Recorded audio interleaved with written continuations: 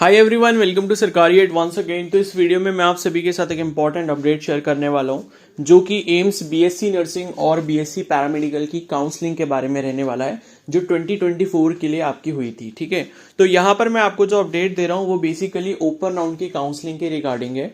तो जो भी ऐसे कैंडिडेट्स थे जिसने एम्स बीएससी नर्सिंग या फिर एम्स बीएससी पैरामेडिकल की ओपन राउंड की काउंसलिंग में पार्टिसिपेट किया था, तो वो अपना बैंक अकाउंट जो है वो जरूर चेक कर लें जिससे उन्होंने सिक्योरिटी फीस पे करी थी।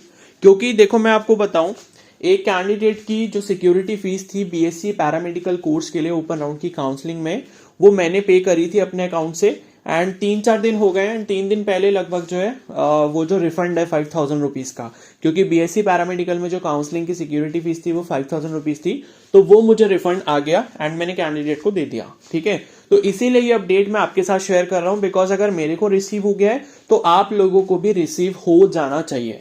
तो अगर कोई ऐसा कैंडिडेट है जिसको ऑलरेडी रिसीव हो चुका है एंड उसे पता है, तो मुझे कमेंट सेक्शन में भी एक बार बता देना और कोर्स के साथ बता देना अगर आपको बीएससी नर्सिंग में भी हो गया है तो, कि हाँ बीएससी पैरामेडिकल कोर्स है, आई रिसीव द पेमेंट। ठीक है, इस तरीके से मेरे को मैसेज कर देना सो दैट कि पता लग जाए बाकी और कैंडिडेट्स को भी कि हाँ लगभग सभी का आ गया है।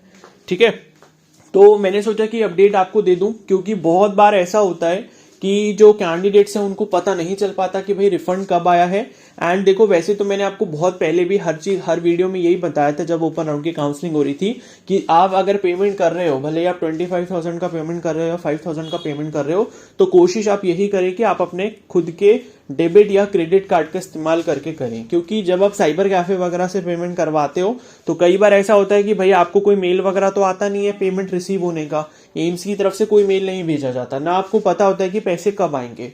तो क्या होता है कि आप बहुत दिन के बाद जब उनके पास कांटेक्ट करने जाते हो तो वो बोलते हैं कि अभी भी नहीं आए। तो अभी जो है काफी जल्दी इस बार पैसे आ गए हैं। वैसे तो लगभग 2 से 3 महीने लग जाते हैं, लेकिन इस बार काफी जल्दी आ गए क्योंकि लास्ट मंथ सितंबर में ही आपकी ओपन राउंड की काउंसलिंग हुई है।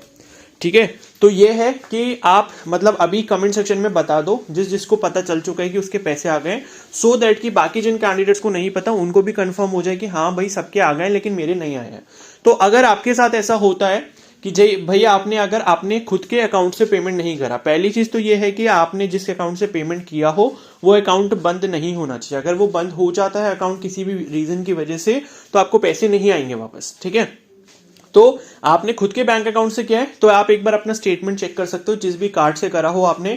लेकिन अगर आपने किसी थर्ड पर्सन के कार्ड से किया हो तो आप उनसे एक बार जरूर कंफर्म कर लें कि मेरा पेमेंट क्या आया है या नहीं आया। आप ये बोल सकते हैं कि भाई सभी का पेमेंट आ चुका है, तो आप भी प्लीज अपना अकाउंट चेक कर लो, मेरा पेमेंट जो आ गया होगा, क्योंकि मुझे 3 दिन पहले रिसीव हुआ है। ठीक है, तो इसीलिए मैं आपको बता रहा हूं सो दैट कि आपके साथ ये लॉस ना हो, कि आपको पता ही ना चले और बाद में 2 महीने बाद आप पूछ रहे हो, जब तक उस व्यक्ति ने आपके पैसे खर्च कर लिए होंगे एंड वो बोलेगा कि भाई मेरे को तो नहीं पता कि कब आए थे। क्योंकि ऐसे ही होता है, कई बार ऐसा होता है कि पेमेंट आ गई एंड हमें पता ही नहीं, हमें याद नहीं रहता कि हाँ हमने सिक्योरिटी फीस किसी की पे करी थी, एंड वो सोचते हैं कि क्या पता किसी ने गलती से ये पैसे डाल दिए होंगे। तो ऐसा भी कई बार हो जाता है एंड फिर वो बंदा भाई 25,000 रुपए कैसे देगा। कोई सामने वाला अगर किसी ने आपके 25,000 या 5,000 खर्च कर लिए हैं तो जरूरी नहीं है कि वो आपको वापस रिफंड करे। तो इसीलिए इस चीज के लिए आप लोग अलर्ट रहें। अगर आपको लगता है कि आपके बैंक आपने अगर खुद के बैंक अकाउंट से किया था तो आप एक बार अपना स्टेटमेंट चेक करवा लें, आप अपने बैंक में एक बार जाके पता कर लें। कई बार ऐसा होता है कि बाहर की पेमेंट्स के जो रिफंड आए होते हैं बैंक उनको अपने अकाउंट में ब्लॉक कर लेता है कुछ टाइम के लिए, वेरिफिकेशन प्रोसेस के लिए। तो कई बार वो आपके अकाउंट में डायरेक्टली नहीं आ पाते। तो अगर ऐसा है तो आप एक बार बैंक में जरूर पता कर लें। और बाकी किसी ने भी साइबर कैफे वगैरह से पेमेंट करवाया था तो आप उनको सीधे जाकर बोलें कि पेमेंट आ चुका है, आपने जिस कार्ड से किया था आप उसको चेक करिए। अगर वो बोलते कि नहीं आया तो आप ये बोल सकते हैं उनको कि आप अपना स्टेटमेंट दिखा दीजिए आपने जिस कार्ड से पेमेंट किया था।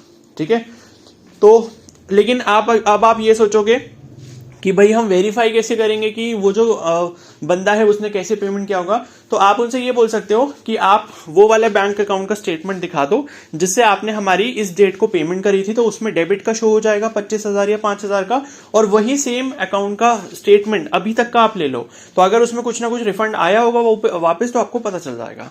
ठीक है, तो आई होप ये बात आपको समझ आ गई होगी। बाकी यही इंपॉर्टेंट इन्फॉर्मेशन थी इस साल की काउंसलिंग के लिए। तो बाकी जो नेक्स्ट ईयर बच्चे पार्टिसिपेट करेंगे उनको भी मैं इसी तरीके से गाइड करता रहूंगा।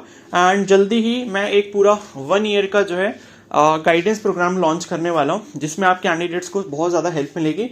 बहुत सारे कैंडिडेट्स को इस बार भी सिलेक्शन मिला है मेरी गाइडेंस के अंडर, मेरे काउंसलिंग प्रोग्राम में।